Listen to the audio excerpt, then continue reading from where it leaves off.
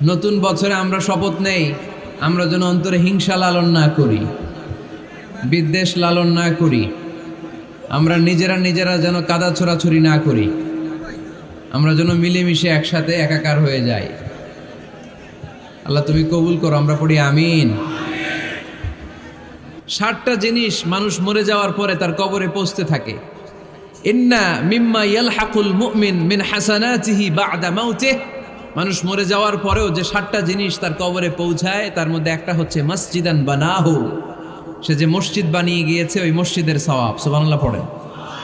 আপনি টাকা দিয়ে মসজিদ বানিয়ে দিলেন, ওই মসজিদে মুসল্লিরা নামাজ পড়ে, রোজাদাররা এসে ওখানে ইফতার খায়, তাহাজ্জুদ আদায়কারীরা তাহাজ্জুদ পড়ে, তাদের সওয়াবের কমতি হবে না, কিন্তু তাদের সওয়াবের একটা পার্সেন্টেজ সওয়াব যে ব্যক্তি মসজিদ বানালো তার আমলনামে আল্লাহ ঢুকিয়ে দেয়। সুবহানাল্লাহ বলতে পারলেন না? হে নামাজি